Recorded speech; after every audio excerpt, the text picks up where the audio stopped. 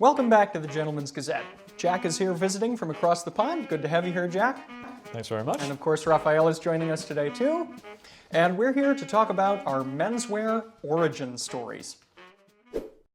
So as we've said many times on the channel before, no two menswear journeys are exactly alike. Everybody kind of catches the bug in their own way, and then from there it's off to the races, right? With that said though, there can be some commonalities between one person's journey and another's. You'll see some commonalities between Jack's journey and mine, so we'll get into that a little bit later. But first, we will give the floor to Raphael to retell his origin story. Of course, longtime viewers will be aware of it from other videos, but basically it all kind of starts with the money you got from your paper route, right?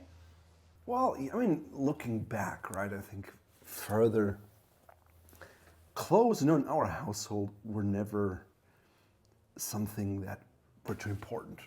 Like, I think my dad liked extraordinary things, but as far as I can remember, it was like hand-me-downs from the neighbors or some, schoolmates, like whatever was on sale, so to speak. And then, yes, once I had my own money, I remember going to like Foot Locker and buying a pair of like Airwalk shoes. They were, I think, suede, and I felt like cool, and I think I got them for like 30 euros or so at a time. They were on sale from like 100. And it was like, oh wow, because typically I wasn't, when other people had like new cool things, I wasn't the one who kind of had that. I don't know about you, like were you the cool kid in school or? Yes, as you can see, I was always the cool kid. No, I think I've always been pretty individual. I like going against the grain from a young age. Mainly because I think I knew that I was never interested in the mainstream. If 10 people like this particular thing, then there's nothing individual in that, I suppose. Oh, that's funny. See, because for me it was like, I was interested in like basketball, right? And the NBA, like Chicago Bulls, that was like the high time. So I remember we went to Brazil and my parents had like a t-shirt, hand painted with a Chicago Bulls logo, because that was less expensive than actually getting the real Chicago Bulls thing. And I think I found a pair of like Adidas shorts that was like white with red stripes on the side. For the time, that they were way too short, because I think basketball shorts were really long. So sometimes I think I wish I would have been more part of that mainstream, maybe get the 23 jersey and stuff. But that really wasn't in the cards. And then, yeah, I mean, it started more with the fountain pens, right? I was on eBay and I quit the paper route and I bought these lots of things and I got cufflinks and I was like, oh, what is that? Because I don't think my dad owned a French cuff shirt. And so I was like, ooh, what is that? And so I got this book, Gentleman from Bernhard Rötzl. And so he was, was a guy at school. He was like, oh, have you heard of that book? Because the internet was early days. Yep. And so I found the book and was like, ooh, this is interesting. And then, of course, I was looking online, but I think there was like Ask Andy About Clothes. I don't think Style Forum was not around at the time. Blogs, like I think a suitable wardrobe didn't even exist at the time. Parent style, like it just didn't exist, and it was new. Yeah. So but I was just hooked by that book, The Gentleman, and that good photography, and so just started looking on eBay and what I could find, and it was really I couldn't afford anything new in the town I lived in, and there was no nice haberdasher in that sense. So it was more like online looking for things, trial and error. And of course, like looking back, I remember like he would recommend specific brands. Oh, Thomas Pink, it's a nice shirt. It was like, okay, Thomas Pink is a nice shirt, and Churches are good shoes. So I bought some Churches, and that it was a specific last. And I remember, and I still have them. I mean, they're worn out now and stuff. But you just, I went along with what he said and tried to learn, and then I got this Ludwig Reiter pair of shoes in Munich. I was doing the civil service there, and it was in 2003, 2004 at the time, 2002, 2003. And so at that time then, I had a little bit of time because I was working at a hospital. Germany had compulsory military service. And so I was like, I had lots of friends who did it, and they all were deeply unhappy at the military. So it was like, oh, they have this substitute service. You know, worked at a hospital, pushing beds around and stuff like that for $7 a day. They gave you additional like food reimbursements and stuff. But so there I had some time, and I would buy stuff on eBay and bring it to the local store. They took 50% commission, but I would still make a profit. Stuff like that. But because of that, I was able to kind of see a lot of things, see different brands, see what I liked, and take it from there basically. Interesting. And just picking up on something you said, which I think links us all, is we're all technically millennials in terms of how we fit in the generations. You were an early millennial, and we're sort of mid to late millennial. Yeah, I was born 84. You were? 94. 92. But I think, Preston, I'll need to check with you actually, but my dad, he's in the motor industry. So the only time that we dressed up formally was Christmas, birthdays, events, going out. He wouldn't have worn a French cuff shirt for work. And I think that's something, none of us have had this, my dad wore this, and this is where the menswear interest comes from, the sort of inherited. Which once upon a time might have been more common, but by the time our generation came along was no longer maybe the dominant experience, Yeah, because maybe they didn't have it, right? I don't know if you talked to your dad about it, There's certain things like, shaving. I remember he was like wet shaver. So it's like, okay, this is how you wet shave, right? But it was like with the canned shaving cream and the Mach 3 razor, right? So it wasn't even like where you're like, ooh, wow, there's this like major skill involved in it or anything, or the result is spectacular. It was just what they kind of learned. Yeah, and my dad didn't know how to tie a tie. I mean, still, like, he can't tie a bow tie. My mom pulls up the video and just kind of like, oh, did I get it right? Yeah. They didn't have it. I mean, sometimes you meet people, right? They're like, ooh, my father was a splendid dresser and he had this bespoke wardrobe and stuff. I think that was not me. How about yourself? Did you have any sort of family influence into the menswear interest? Not when I was growing up, no. I learned later, once I had already developed an interest, that my grandfather on my dad's side, when he was younger, was a little bit of a dandy for a while, and I've actually inherited some of the stuff that he wore when he was young. But when I was growing up, that influence wasn't really there. My dad would mostly dress in kind of, I guess, smart casual would be the way that I would describe for work every day.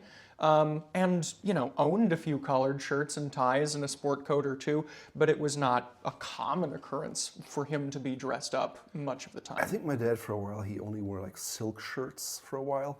But, he also did like some silk like art.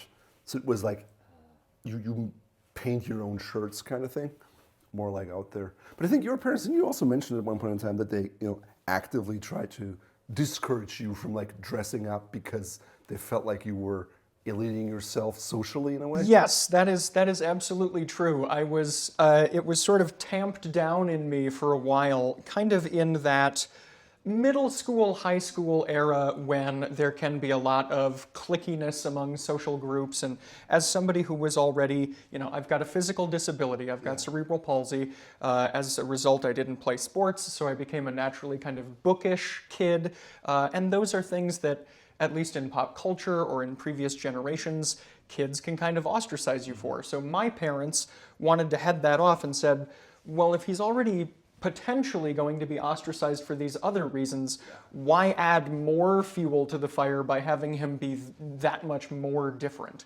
So in a way, I can understand where they were coming from because they were doing it from a place of looking out for me. Yeah. But at the same time, I was very fortunate in that even despite all of those things that made me different, I was never really bullied or made to feel like an other. People were always very supportive of me. So it was kind of this struggle where I was trying to tell my parents, no, I am comfortable. I think I can do this. And they said, we're not sure we believe you, So.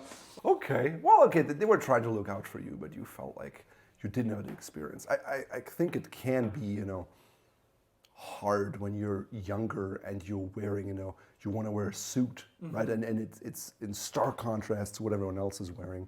But I also found, you know, especially with talking to younger people, that they often, because of that, you know, they're like, well, then I'm just do it in spite of what you're saying, right? And they become, you know, radically into classic man style and rules at age 16.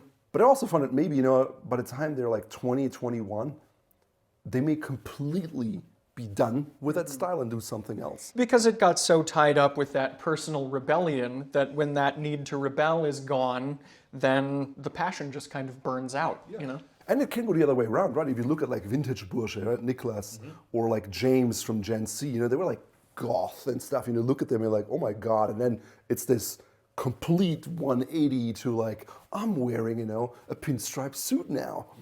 And you were like, wow, I would not have recognized that at all.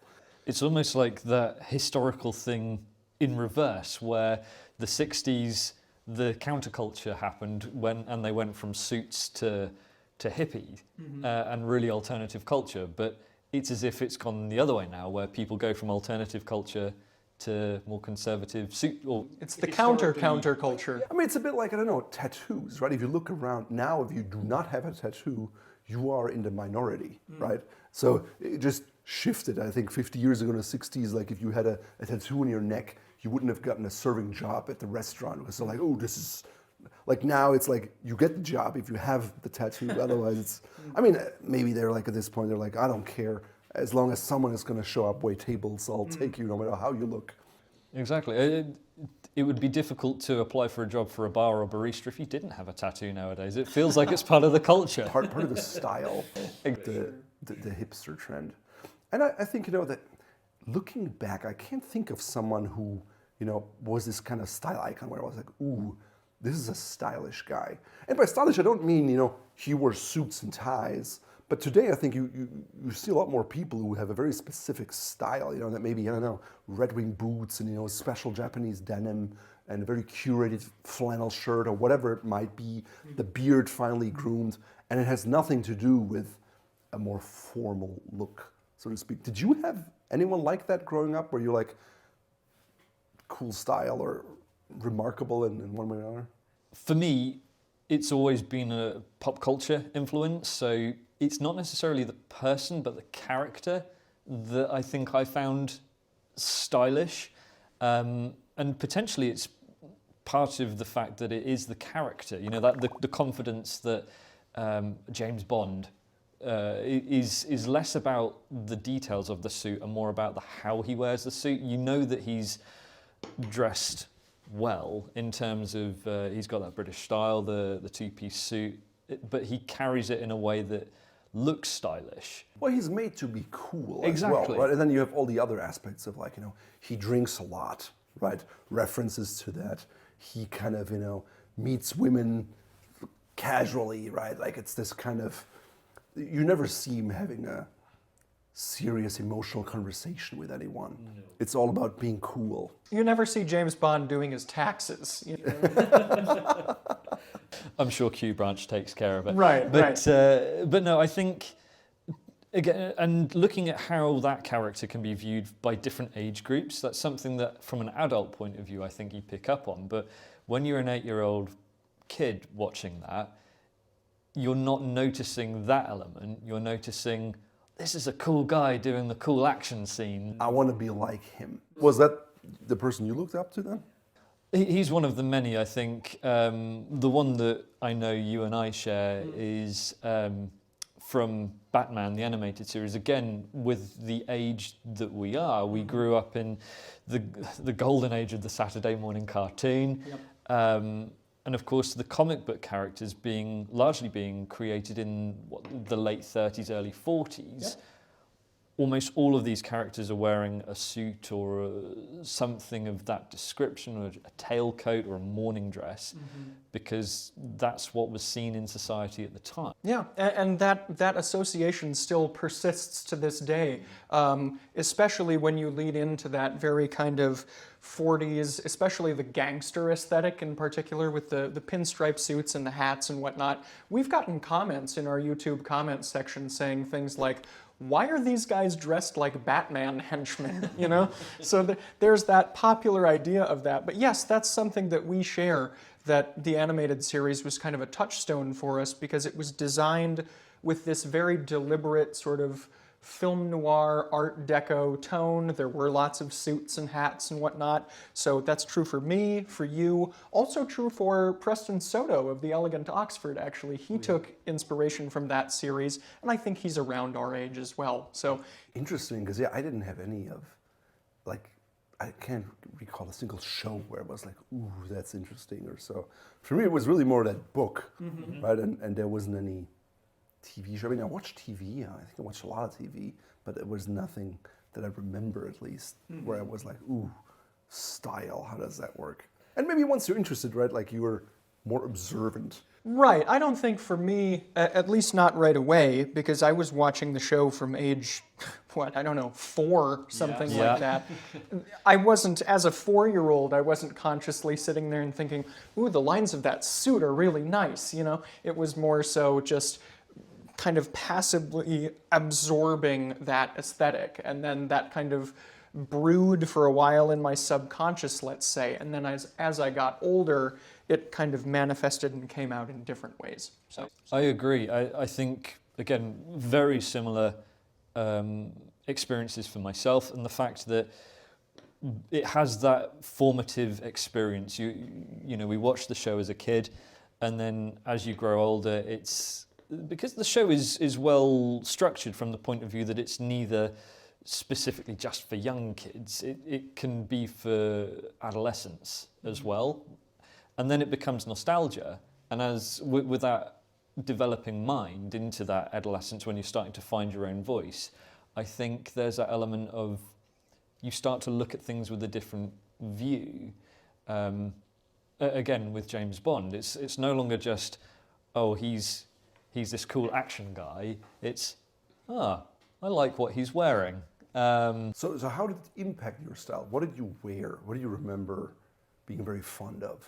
I specifically remember at one point Alfred, the butler, and I think because he's got an English accent, there was an immediate link for me there. I was particularly keen on what's this get-up? You know, he's got the tailcoat, the bow tie, and then the striped trousers. And I think because that felt immediately achievable, you know, it's very rare for a kid to have a purple suit in their closet. But, you know, you get given a black jacket when you're a kid for smart weddings and occasions like that. You used to, at least. Yeah, exactly. And for me, I think it was dress up to begin with. It was putting on a costume, but I suppose even at a young age, I liked how it felt, how it looked, perhaps. I don't draw a pencil moustache on anymore. anymore. Exactly. But I think, again, there's something that's quite formative that's stuck there. Kids like pretend play, right? Like serving the tea and the cake and just, I mean, oftentimes it's just like adult life, right? Like as a kid, you wish you were an adult, and many adults wish they were a kid, right? Yeah. Less responsibility and all that stuff. Okay, interesting. So how was it for you, or how did it go from there? Yeah, I took kind of a similar path, obviously, with the animated series being one of the formative influences, but round about the age of, let's say, 10 or 11, I started getting more into all things early 20th century American pop culture. That initially came from my grandparents. They gave me a CD of 1950s rock and roll because that's what they grew up listening to, and that resonated with me a little bit more than some of the, you know, the 90s alternative that was on the radio at the time that my parents listened to. And then from there, I went further back in time from the 50s to the 40s and the 30s and really got into early jazz. And of course, that's become a formative part of my personality. But all of the other pop cultural elements too, and movies were a part of that. So watching movies from the 30s and 40s and observing how all of the male characters were dressed, you know, whether it was Fred Astaire in pretty much anything he's in, the white tie or the black tie or more casual wear, what have you. Again, gangster films, it was always kind of this heightened sense of the pinstripe suits and the big hats. And Then I could see commonalities again to the animated series, and it was all kind of a piece with this whole Art Deco aesthetic. So as I got older and started to get into that more and more, I started to drill down on the clothing specifically when I found the Black Tie Guide website and just totally absorbed that.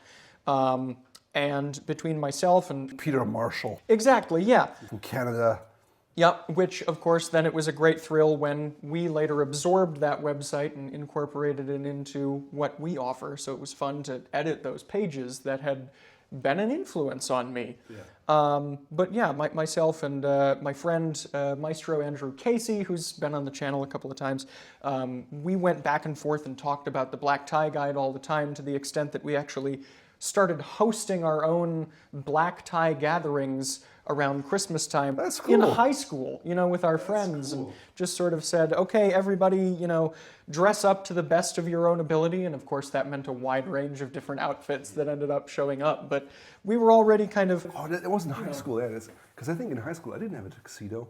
And I remember the you know, when you get your high school diploma, the Abitur in Germany, I had this like white suit I bought off of eBay, and it was this kind of, you know, Mao collar, like unusual, like bold suit. You know, I was the only guy in a white suit, of course.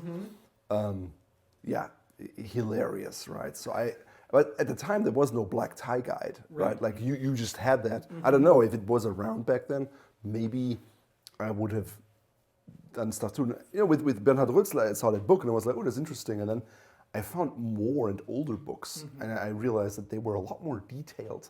But because they were old, no one cared about them. It was like, ooh, there's a lot more to learn on that front. But I didn't have this like, I want to dress like this person. It was more like, ooh, I'm inspired by that, or maybe, you know, someone like, oh, suits, you know, like the proper English suit doesn't have cuffs or turn-ups.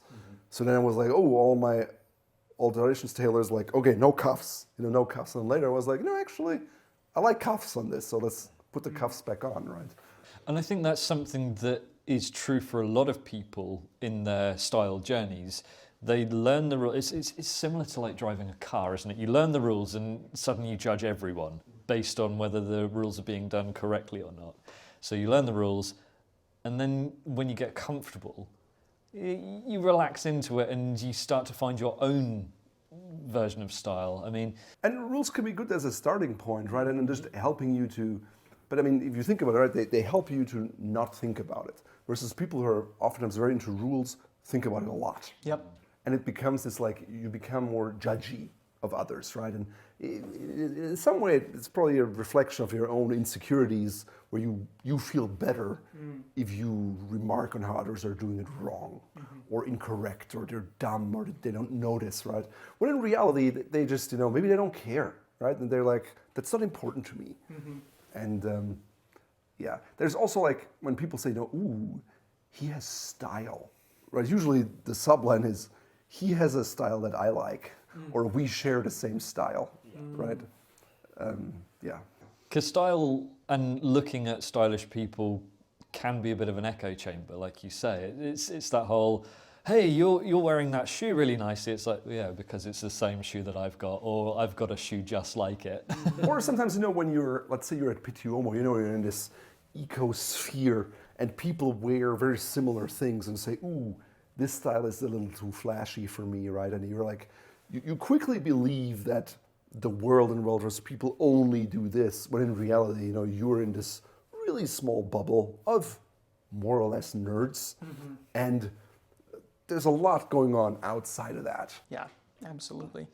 Similarly to the comic book conventions and things that happen around the areas we're both interested in, I kind of feel like Pitti Uomo is the comic book convention of the men's style genre. It's where everyone meets up and kind of maybe does a little bit more than they would do normally in terms of pushing the boundary of style or their own personal wardrobe. But yeah, like you say, it's an interesting ecosystem. Yeah, I think it used to be more of like, you know, trade show people came to like buy stuff. All the people I'm talking to now, they're like, well, you know, we just go every year, because it's really just connecting with people. And some people do some buying there, but I think it's nowhere near the level of buying it used to be. And a lot of people who are not related to buying at all, right? They don't work in the clothes. They're just there to feel a sense of belonging, to be among like-minded people, and to see what's new, what's stylish. Because I remember in the early years of Pitti Uomo, you know, I would see something being worn, like maybe double monk straps early on, you know, with one buckle left undone. And then, you know, 2 years later, you'd also see it in the US. So it had this kind of spearheading culture around it. Now, I don't know if that's still the case. I think, you know, some people who were there in the early days got tired of it. But there's a new generation of people coming in thinking it's really cool that they're going now. But I don't know if they're going to be there in 10 years from now, you know. Because maybe their style has changed too. Very good point. With that in mind, I've certainly had more than the one style epiphany, so to speak, throughout the course of my style journey. 2010 was a really big year in terms of Boardwalk Empire came out. So you were 18 at the time. Yeah. And I remember kind of really falling headfirst into the show. Everything had to be the 1920s because that was the done thing, like you say, is that the whole, oh, you look like a henchman from a Batman cartoon, or oh, you look like a gangster. And I remember the detail that I was most obsessed with was the collar pin, because they just put it on everyone in that show. And it was also around this time where I think I was saved from myself, because blog culture was really starting to take off around the 2010s, the early 2010s. So things like Gentleman's Gazette, He Spoke Style, Permanent Style, they were all starting to come up. I think He Spoke Style wasn't around at that point. Well, it's in that era, though, of the early 2010s. Art of Manliness, they were early. Exactly. And suddenly knowledge started to be not just wider spread, but encouraged. The idea of learning and kind of doing it in not just as, I don't think it was a supportive environment exactly, but a private environment. I didn't feel judged because I was just reading an article by myself, probably similar to how you felt reading The Gentleman. And that whole, I'm just able to absorb this at my own pace and no one's judging me in the way that it can kind of feel like sometimes on social media nowadays. When you get instant feedback, right? Yeah. Whether that's with likes, not so much dislikes or lack of likes, right? Or, I mean, sometimes I'm sure you get comments, right, in a way too.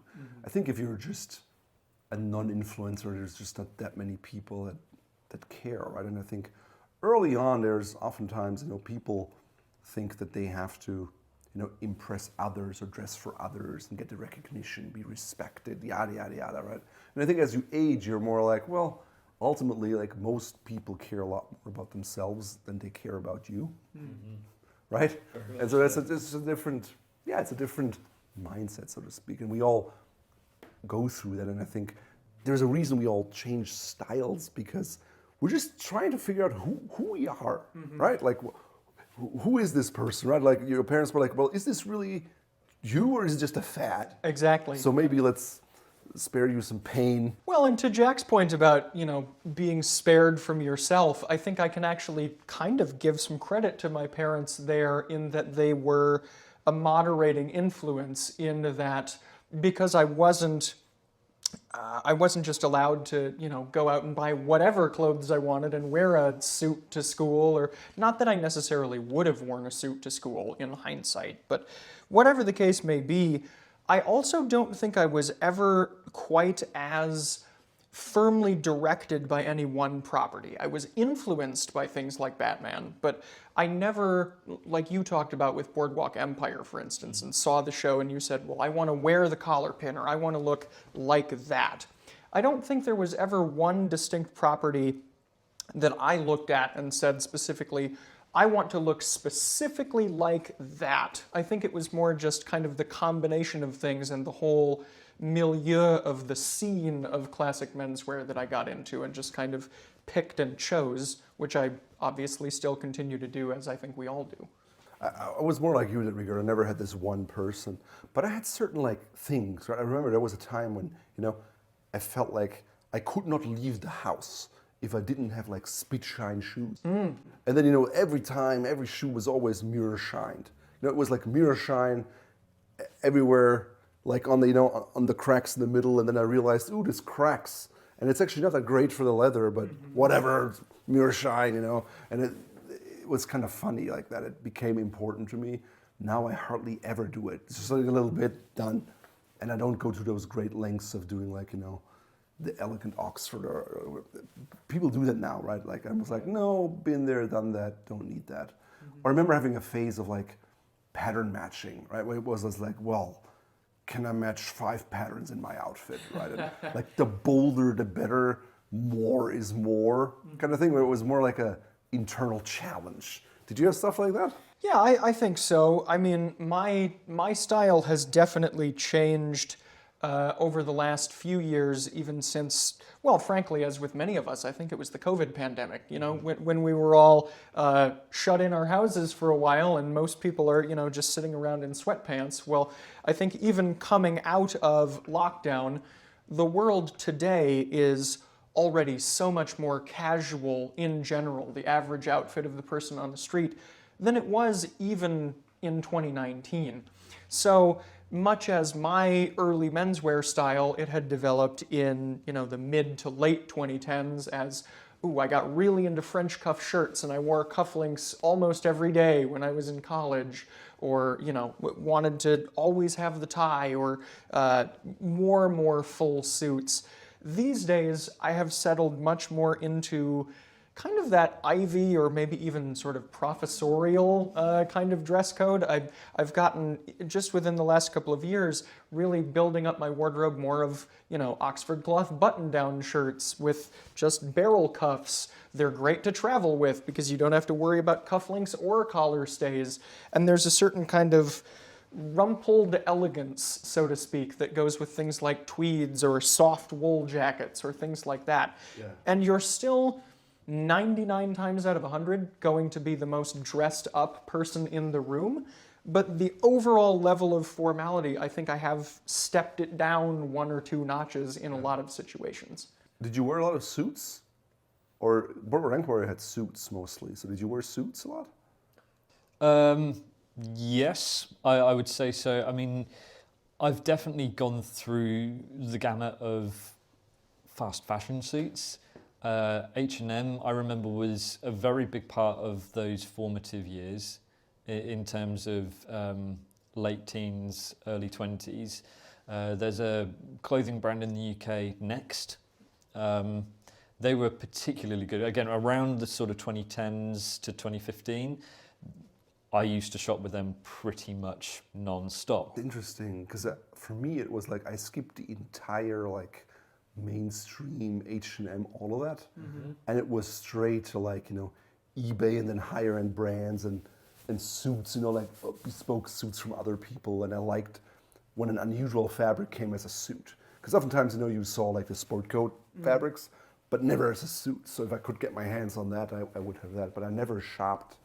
I guess I was never a real retail shopper because I always felt like I wouldn't get enough value. Well, and I think it's probably also because even from your early days of buying and selling fountain pens, you had already familiarized yourself with that online eBay ecosystem a lot more than maybe the average person. Yeah. So you knew how to navigate that early on and thought, I can use this instead of going the retail route, Because most people at the time wouldn't shop online. And not in Germany, right? They're like more behind, right?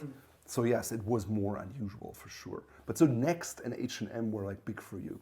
Well, again, because it was easier for me to shop in person, I actually worked in retail as the beginning of my my employment life, and it was easier for me to go and look at the things in person on a lunch break because they were just a few doors down from where I worked than it was to be online on my lunch break and then wait for it to turn up.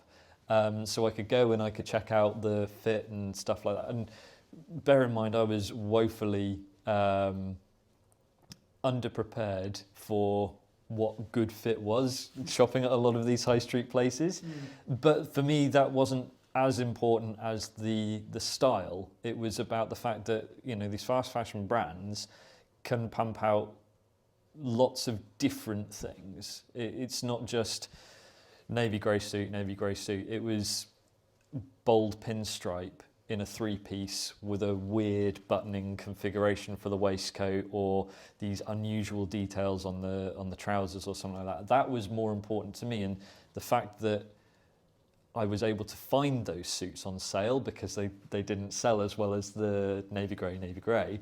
That was what fueled the fire for a great period with me. And then kind of touching on pop culture. So it was deal and unusual. Yeah, 100%. And then touching on pop culture once more, I've definitely seen how in that period of time, what films were popular would influence what the mainstream was getting.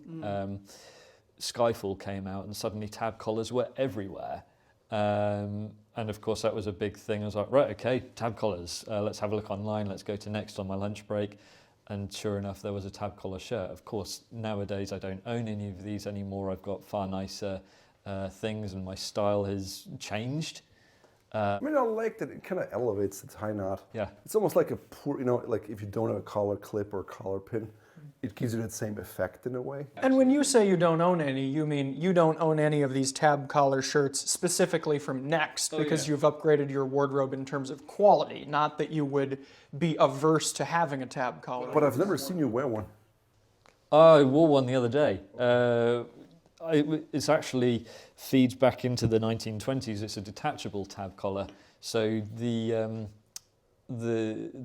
pin that you wear, the stud that you wear through the shirt fabric is also what holds the tab in place. So you need a super long stud. But I'd like to add a few more tab collars to my wardrobe. I'm particularly pleased with the look of my Edward Sexton pin collar shirt, so I think I'll go there. They've got some good tab collar designs. And you know, you mentioned like cufflinks earlier, I think, right? I remember like wearing a lot of cufflinks, right? And then I also had this idea of, oh, cufflinks, you know, well, they must be gold, solid gold.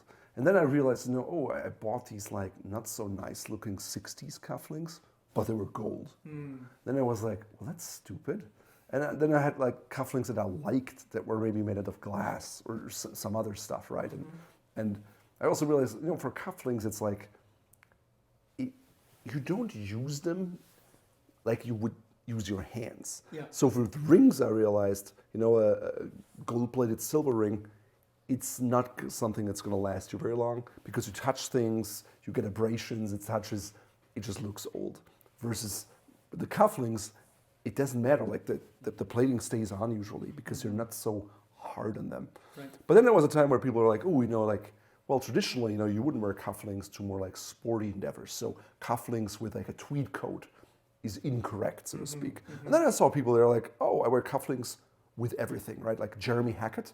It's like, I don't think I've ever seen any photo of him or anything where he doesn't wear cufflinks.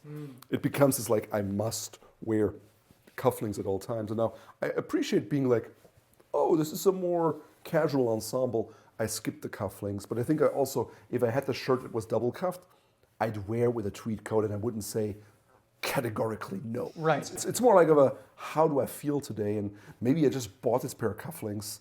Ooh, I want to wear it more often now, right? It's that kind of, you just go with the flow. And also, we have the freedom that we don't need to bind ourselves to these old strictures of what is correct or what isn't, because the fact of the matter is, when you have even a decent level of menswear knowledge these days, as we talk about a lot, you're usually going to be the best dressed person in the room, and most people are not going to come up to you and say, well, you know, you really shouldn't be wearing cufflinks with a tweed jacket. They're going to say, hey, nice outfit, you know? Yeah, exactly. I think there can still be, you know, like, if you're really well dressed, right, and your boss may feel offended, I think that can still be the case, right? Or if you're, depends on your environment, right? I still think if you're in finance and all of a sudden if you show up, with a window pane 3-piece suit and your suspenders, you may raise some eyebrows maybe. This is true. It exists. It depends on how confident your superiors are in their own style, right? Because if you have someone who's like,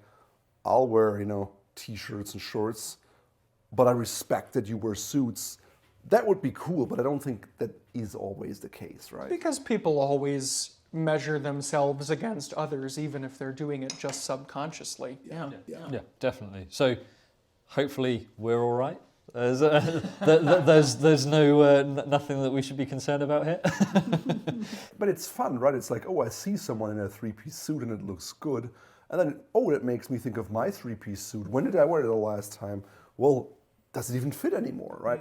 So that's the journey I'm on right now. I wore these things, and then you get tired of some stuff. I remember I had these like bold, bright orange white striped shirt and like light colored cotton suits and this and that. And then I think I got a little quieter in my style journey. And then I probably I gained some weight. My measurements. I did some workout. My chest got bigger. My arms got bigger, and I'm like, well, all these things now don't fit anymore. I have to first, reinvest in suits. And especially my thighs have gotten bigger. And even before it was hard to find stuff off the rack. So now it's like, well, either, I get custom-made clothing or I get like the Fort Belvedere pants because they're made for people like me that have big thighs in the bigger sizes. Otherwise, it's not like I can't just buy a suit and hope it'll fit. That's highly unusual. And another part of that is, as you've mentioned before, when you do try something out that is new to you at one point, it can be very difficult to then turn back and see other things in your wardrobe that you've had for longer. For instance, it's not just a quality thing anymore as to why I don't own any of those next suits. And I've been blessed with a decent enough metabolism that I can still fit a lot of my older stuff if I wanted to. It's now more of a case of I've learned to appreciate things differently, such as the rise of the trouser. These were all low-rise, fast fashion pants. So, and even like old Bespoke stuff, yesterday I wore a suit, I was like, that rise feels too low, right? And you get very accustomed to something, and like, ooh, I like it that way. Or I always liked shirt collars to be, tight, where other people would say, ooh, this is too tight. I'm like, no, I don't like it. And then they have this rule, as long as you can put 2 fingers in. I'm like, that's complete BS, because no matter how tight the collar is, you can always fit 2 fingers in. Always. Because the human neck moves. Exactly. Yep. I do honestly believe that this is completely unfounded other than speculation, that rule came from the whole, we haven't got the shirt size in Sir's size, but we'll come up with this rule so that we can make a sale today. Could be. Well, it's interesting. You talk about these different moderating influences, whether it's weight fluctuation or whether it's changes in taste. I think when the earlier part of my menswear journey, one of those moderating influences, again, was my parents, because I had money of my own. I was making my own money, and I could spend it in the way that I wanted to a degree. But how did you make money? Well, different jobs, childcare and things like that. But in any case, there was always the thought in the back of my mind that if I were to spend a lot of money on clothes that my parents thought were frivolous, that there would be like negative consequences for that, because they would say, why did you spend all that money? That wasn't a wise investment. You don't need these kinds of clothes for the lifestyle you lead, etc., etc. So that forced me to pick and choose different things and be selective and maybe buy something every once in a while. And I think kind of my gateway into finally dressing more formally were some of the pursuits that I started to get more into in my high school years. Specifically, I had speech and debate that I did for a little while, and that necessitated that I would wear a suit to those speech and debate tournaments each week, because that's what people did. And then as I got more into music, and in particular classic jazz, which is something that I still continue doing on to this day, in the classic jazz environment, there is still, it's inherently a more formal environment, even to this day. When you go to a jazz club, people have this kind of understanding or expectation that they should try to look nice at least a little bit. So getting into music, and even when I was in choir in high school, the top choir at my high school, which I got into, wore tuxedos as the dress code. So that necessitated that, and of course those were rented, but that's a separate conversation. But these pursuits allowed me to be in environments where having that more formal mode of dress became more justified, so I was then able to express myself that way. It's funny that you say that, because I remember, like, you know, thinking of, going to law school, right? I had this idea of a tri-lawyer, being able to wear suits and dress up. That was a major motivation for me to even look into law school. Mm-hmm. Interesting. For me, completely different end of the spectrum, in that when I was working in retail, was primarily in the toy department of a department store. So I was able to lean into the Willy Wonka element of style and dressing. So I'd happily wear a velvet jacket with a cravat and things like that, because it felt like it fit the bill for being in a toy department. You know what I mean? It's like the Renaissance festival here. You know, where they kind of try to say it's Renaissance, but it's like just surface level, so people wear anything they can possibly wear. It's sort of fantasy related. Fantasy related, and just like, you know, that doesn't have anything to do with like historic reenactment. Mm-hmm. Those people are often like really like detailed. Oh yeah. This is more like whatever goes kind of thing. 100%. And I think for me it served a very useful purpose, because it kind of it allowed me to do the kid in the candy store thing. And at a point where I was done with all of that, you know, I was sick of all the candy essentially. I was able to just enjoy style at a quieter, more meaningful level, rather than just similar perhaps to those 5 pattern challenges that you set for yourself as a whole. I've done that. Now I can just enjoy wearing clothes rather than being concerned about... It's less performative. Exactly, yeah. And I think maybe that's also one of the reasons that my everyday style has mellowed out, in addition to, you know, the world in general getting more casual. You talk about the performative aspect of it. Well, I'm actually in performance, in a sense, when I'm on stage doing musical endeavors. And as I've said, that jazz milieu means that I'm still often wearing black tie. The Belvedere Bash was a great opportunity for me to wear white tie. But because I'm dressing in those upper stylistic echelons at distinct times and distinct reasons, then I think my everyday style is, well, I'm reaching the heights of wearing a tuxedo here, here, and here, so that performative itch is scratched in that way. Yeah. So my everyday style has mellowed out a little bit more, maybe in comparison too. Interesting, because I've seen lots of musicians, and very rarely are they really well dressed. It's oftentimes just a kind of token, check the box, right? Like a uniform. In an orchestra, I wear the white tie ensemble, but it's not really... You can certainly look at the white tie of members of any orchestra around the world, and if you're looking at it from a classic style lens, you can think, there are some things I would do differently there. Yeah, oftentimes. And then every once in a while you have someone who is like dressed to the nines, right? So then, for me also it was a progression from like, you know, basically, you know, eBay or vintage secondhand to other stuff. Then I never really got into that retail time.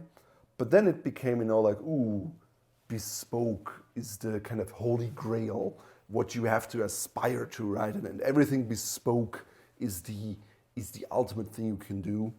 And so, you know, I did some bespoke things in all the departments, right? Like shirts and shoes and suits. But then I'm also like, you know, it's not ultimately necessary, right? If you can find a really nice overcoat that's, you know, vintage and you like the style, cool. Now there's the whole aspect of I enjoy the process. It's like geeking out, right? About being able to do this and add this detail and that detail and how would I do it, and also working with a craftsman. I really enjoy that connection, that kind of collaborating, right? Talking to someone and then they making it happen. versus if I would sew that, it would look crap. But just coming to them with the ideas and they're like, yes, I can do that. That is fun and it's cool and I think it's a great experience. But I've gone away from this, everything in my wardrobe, has to be bespoke and the rest will just be discarded over time as soon as I can and am able. And I also realized, that the time investment is immense, right? Time, money, especially if you have to travel somewhere.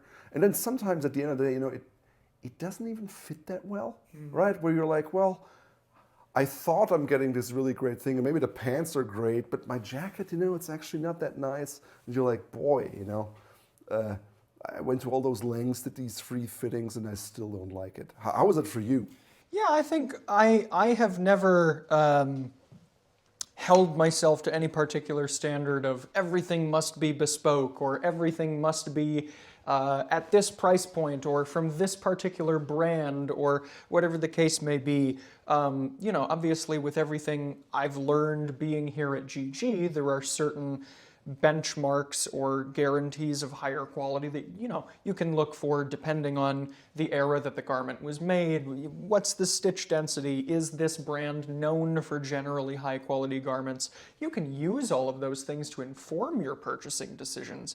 But for me, I've always just kind of defaulted to the idea of, will it fall apart if I wear it? Okay, no, that's that box checked. From there, does it fit me well, or can I get it tailored to fit me well?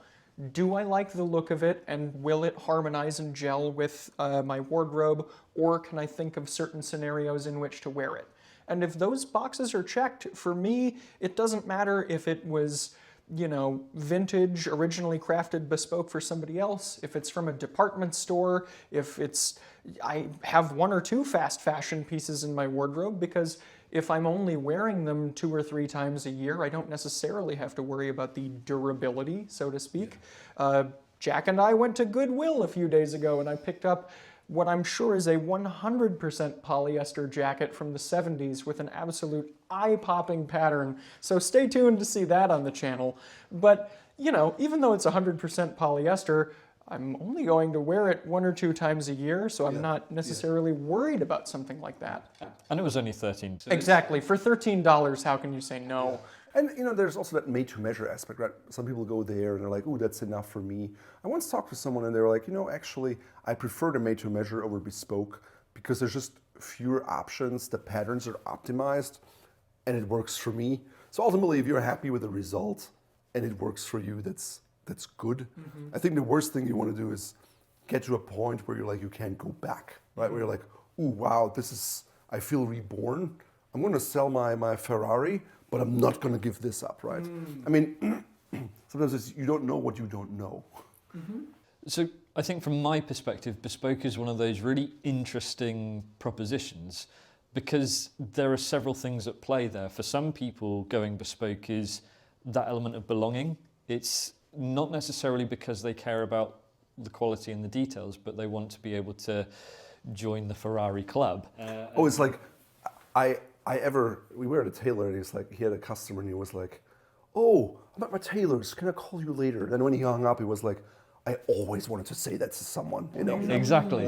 And not only that, but it's the sort of, I'm wearing a Huntsman today. I see that you're wearing a Huntsman too. We're part of a group. So it's status. Status, for sure, yeah. There's also the element of sustainability that I'm somewhat interested in when it comes to bespoke. The idea that if you were to just make your wardrobe bespoke entirely, you'd have fewer pieces, but there'd be pieces that would hopefully see you through several years. I mean, it's kind of a vintage mindset towards dressing and not one that would fit me because I like quantity.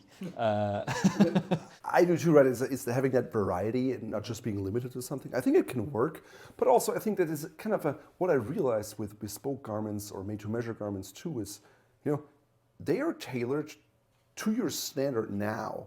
If you're gaining 5 pounds, you'll have to go to the alterations tailor again. You quickly see that. There's not much room there. Granted, they have a little more fabric reserves and so you can change it more liberally. I still think going with used garments, vintage garments, is more sustainable because they've already been made. You know, it's like either no one wears it or you wear it. Great. The yarn doesn't have to be spun again with a bespoke garment. Yeah. Exactly. It's like, I mean, the same is for houses, right? The cleanest house is the one that's already built. Yeah, most of the times, I guess. Well, for me, I kind of feel like the answer that works best is the idea of harmony, in that ready-to-wear, vintage, bespoke can all influence each other. I'm not in a position where I need to wear just one variety of clothing. If I'm wearing a vintage piece, I don't have to have the rest of my outfit be fully vintage or indeed in the style of that 1930s jacket that It's like you recognize great style. Like that sweater they're wearing today, it's kind of a Norfolk jacket as a sweater, right? And it's like Ralph Lauren, and it had some damage, and you knew you had to fix it. But you saw it, and you were like, I want that. I'm gonna get it, right? Because you're like, I love that style. It's fantastic. Maybe you come across this one fabric, and you're like, I always wanted this. This is gonna be my grail piece. And it's also fun, right? To kind of say, ooh, I want this back pleat, and I want to do this, and I want to do this. And some people, I think we were like Bob, we looked at his wardrobe, and he had one style and then exchanged the fabric. If you look at my wardrobe, it's like all the bespoke pieces, it's like one thing, another thing, another thing. I would never do the same thing twice because I'm like, it's too much fun to enjoy that process and think about a different angle that I would just do that. So it really depends on who you are as a person and what jives with you, right? Absolutely. I mean, you guys both know that I'm not the most adventurous when it comes to food, but I certainly match your ability to go into different restaurants and be entirely comfortable with ordering something completely new with clothes. That's definitely where I feel like I match that level of enthusiasm of, this is awesome, I haven't seen this before, how can I incorporate it? Well, and you really kind of, I remember you bought this kind of like Navajo-inspired Ralph Lauren. Is it like a sweater or a cardigan? Cardigan. A cardigan, right? And so you wore it like, more casually, but then you're also like, ooh, how would that look as a kind of dinner jacket substitute, right? I think that's where you were really like, use your creativity. This is not something you've seen probably other people do. This was like an original idea that you had, so to speak, and I like that. Yeah, I think there's a certain, we talked earlier about how one stage that you reach early on is you've observed all of the rules that are out there and then you're kind of nitpicking everything. But another stage is actually enjoying your opportunities to try to break some of those rules or at least bend them. And sometimes there are confines that are placed on you externally. Maybe you've only, got so much room in your suitcase. When I went to Sweden last year, there was going to be a black tie optional or creative black tie gathering that we were attending. I didn't want to bring a full tuxedo in my bag because that would only be able to be worn in the one opportunity while I was there. So I thought, well, can I get away with bringing a dinner jacket and then maybe as a shirt I can use my very pale lilac striped OCBD and incorporate that into something black tie adjacent. And I actually kind of relished the opportunity to take things that according to the rules don't go together and see if I could make an outfit that still looked good. Well, you have a big bow tie, you're covering up the button-down buttons anyways. You're not exactly, yeah. See them in a way. Yeah, and sometimes being in that situation where you have to reduce just makes you do things, and then later you're like, oh, that didn't feel too bad. I mean, before you're really concerned about what that will be and how it will make you feel and how others judge you. Then when you do it, you may feel more liberated. Yep, exactly. Similarly, I found traveling a lot more than I have done previously is a fantastic way to be creative about packing, about the clothes that you choose and include in your wardrobe. From the point of view that similarly, if I think there's going to be an opportunity to wear black tie, then I might include the trousers and the bow tie because they pack a lot better than the full rig. And then maybe an odd jacket will work with that as an alternative black tie jacket. But I like that concept of when you're suddenly confined to just this case, how can you fit your style and yet still feel the ability to be creative? That's something that I think is quite an interesting proposition. Yeah, trying to find the liberation within constriction, essentially. Yeah. I know your solution is big bags. Just pack more, yeah. Or more space. I always leave space to buy some things because I'm always inspired when I go places and see something like, ooh, I like this, or, you know, I find it a much better souvenir, just like, ooh, I buy this belt there, or this watch, or this overcoat, or this thing, right? You wear it, and you're like, I think of that. Get more use out of a belt than a snow globe, so yeah. Exactly, right? So it's like, it's a cooler way in my mind. And, or if you go visit a craftsman and they make something for you in that city, and you're like, you cherish it more, you have it, and you just use it. And I think, you know, like lately for me, it's I've always liked this idea of having this complete wardrobe, but then I realized, you know, it's really never complete, right? You can have the morning coats and the tailcoats, but then maybe they don't fit anymore. So you're starting over there in that department, you do stuff, but also, you know, casual jackets, right? For example, and I'm like, oh, I like, you know, the vintage polo stuff, right? The 80s and 90s. I like the fabric quality. I like the patterns. I like these things. It's like, okay, can I find a few different styles? And maybe that brand that I'm naturally drawn to because I can easily search it on eBay. But then if I find something that is not branded in the way I like it, I still buy it. I'm very kind of brand agnostic in that way. I'm the same way there. Where some people are very kind of, you know, brand focused. I mean, certainly if I see a good brand, I know roughly what the quality level is, right? If this is a vintage Esprit or vintage Hermes, yes, it's not going to be crap, right? It's good to know, but it's not necessarily better than maybe a brand that is less well known. It's not a factor that stops you from purchasing. I'm not going to buy this because it's not X brand. Yes. Yeah, it's being sartorially curious, I suppose. And I think also on the flip side, having the ability to say, I don't think there's a place for this in my wardrobe, or I don't like the pattern of this, or I'm not going to buy this just because it's X brand. And I mean, there could be the other, like, you know, like if something was Louis Vuitton, I'd probably not buy it just because of it, right? To me, it's a very kind of nouveau riche brand, and for you know, that maybe you can see the way you want, right? Or maybe like I wouldn't like the Louis Vuitton bag with the logos on it, you know. I feel more like, ooh, that's not me, right? I wouldn't want that, even though maybe the size of the bag would be really good. And fortunately, you can always find a better quality at a lower price. So like that helps me justify why I wouldn't wear Louis Vuitton luggage, for example. But for some people, it's the opposite. It's like, I want it to be that status symbol and I want to show people. Versus when I see Louis Vuitton, I'm like, either you lack confidence, or you don't care about quality, or you just enjoy spending too much money. Yeah, very good point. Ever since we looked at that duffel bag, I've never looked at the brand the same way. I completely agree. From my perspective, I think that's one of the quickest and most affirming lessons that you can learn is don't think that this has a resale value, because if you care about clothes, you're not buying them as an investment to resale. Right. I'm buying them to enjoy them. There's no point in hoarding fine wine if you're never going to drink it. Yeah. So that's definitely something for me. And I make the point around the Louis Vuitton case because I think a lot of people think, well, it's got a value to it. I'll still be able to sell it on eBay or something. It's like, and I mean, it's true in a sense, right? A Louis Vuitton bag or something will yield a higher price than your other brand stuff. That is the case.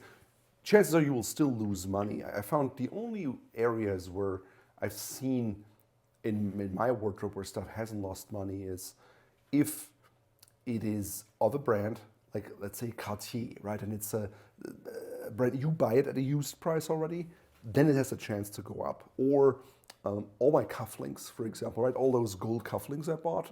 Well, over the years, the gold price goes up, and if you think about it, it makes sense, right? It's a limited resource.